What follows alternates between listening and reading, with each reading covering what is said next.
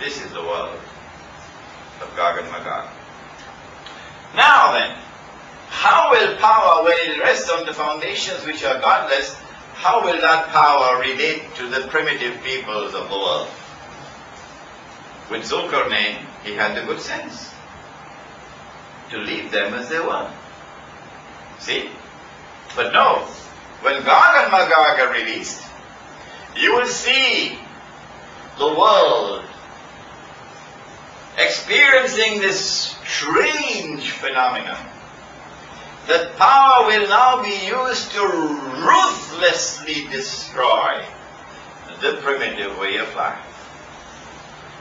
Has this already happened in North America, where the American Indians were ruthlessly exterminated like cockroaches by those who then dressed up and went to church on Sunday morning and declared, "We are the civilized people, follow us"? That ruthless extermination of the primitive peoples is still going on. Guess who are the majority of people in the Canadian prisons? Yes, the native Indians. They fill the prisons of Canada today.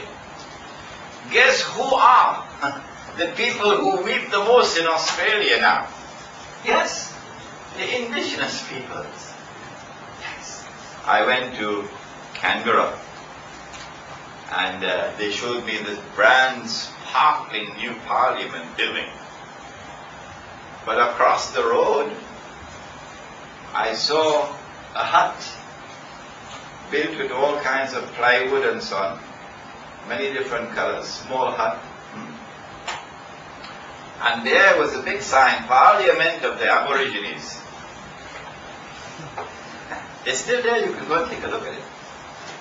And so the primitive peoples of the world are going to be targeted and attacked, and the primitive way of life will be destroyed, stamped on ruthlessly by a people who have no humanity, no kindness. They know nothing about it.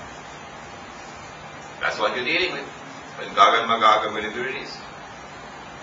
And those primitive people who survive the storm, you will see them. They'll be in blue jeans and eating McDonald's hamburgers and drinking whiskey and drunk, because the reality that they have to face is too painful for them to cope with. This is what the world is going to be like when Gog and Magog are released. The Qur'an is warning. When will they be released? How will we know that they are released? And what happens when they are released? Does the Qur'an tell us anything more? Before we go to the Prophet ﷺ, let's go to the Qur'an. To the one more reference in the Qur'an, only one more. And where is it? In Surah Al-Anbiya. Surah Al-Anbiya.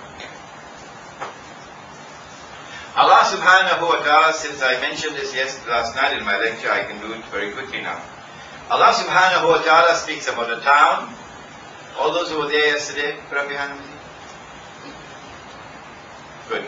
He speaks about a town which he destroyed, the people were expelled, and then he placed a ban on them, they could never return until Gog and Magog are released. وَهُمْ مِنْ كُلِّ حَدَبٍ يَنْسِلُونَ. And they spread out in every direction, procreate, make carbon copies of themselves, make carbon copies of themselves in all directions. So they become the world order. They take control of the world. When that happens, then you will see these people being brought back to their town. Which town is it, we asked? The method that we used last night was to go to the Prophet ﷺ, go to all the ahadith on Gog and Magog.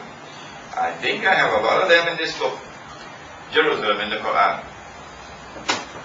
Go to that, and then you will find, I found 58 ahadith in 9 books of ahadith.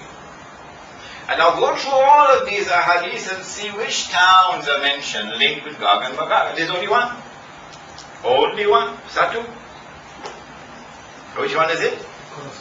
Jerusalem. Only Jerusalem. Indicating, as plain as daylight, that the town is Jerusalem.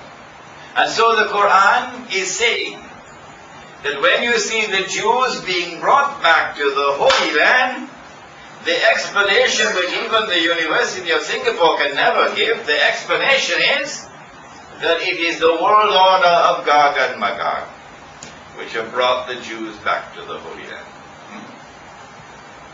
Now this is something of tremendous importance, because the Jews are back in the Holy Land now. If this lecture was delivered 100 years ago, it would not have the impact that it has today, because the Jews are back in the Holy Land, and the state of Israel has been established, while the ulama of Islam are eating halwa. Yeah?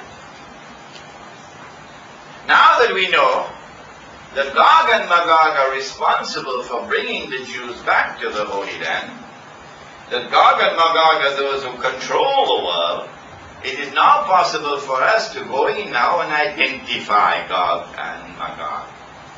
Don't look so worried now. We go to a hadith first. The hadith is located in Sahih Bukhari 8 times. 8 times in Sahih Bukhari. What I have done in this book is I have recorded all 8 for you in different, slightly different variations, but all 8 are here. When you have 8 ahadith here in Sahih Bukhari, you cannot dismiss this because of one hadith in Sahih Muslim that appears to be in conflict with this. These are 8 in Sahih Bukhari. What does it say? The Prophet said, the Prophet ﷺ was asleep at the home of his wife, Zainab radiallahu ta'ala anha. He saw something in his sleep. It alarmed him. He woke up. His face was flushed, all red. And he said, Waylul lil Arab, woe unto the Arabs, min sharrin qad iktarama, because of a great evil which will now come upon them. And then he raised his hands like this, made a hole. He says, today a hole has been made in the barrier. Which one? The one built by Zulkarnain. And so the release of Ya'juj and Ma'juj will now commence, because today Allah has made a hole in the barrier. Nobody else can make that hole. Only Allah can do it. Because Zulkarnain says, فَإِذَا جَاءَ وَعْدُ رَبِّي جَعَلَهُ دَكَّاءَ. When the time comes of which my Lord has warned you, Allah is going to bring down this barrier. When did this experience take place? This is in Medina. This is after the change of Qibla. Okay? It is at this time that the barrier is now brought down. And so Gog and Magog are released in the lifetime of Muhammad alayhi salatu wasalam. Are they all released at the same time? No. No. Because first of all, the Qur'an told us in Surah Al-Kahf that they will be released as waves. وَتَرَكْنَ بَعْدَهُمْ يَوْمَئِذٍ يَمُوجُ فِي بَعْضٍ. And secondly, there is a hadith in Sahih Muslim which tells us that when Gog and Magog are released, the first of them will pass by the Sea of Galilee and start to drink the water. I said it last night, didn't I?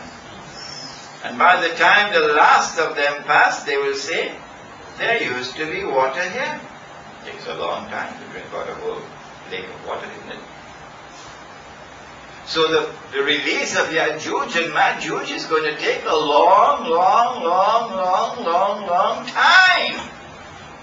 They will not all be released at the same time.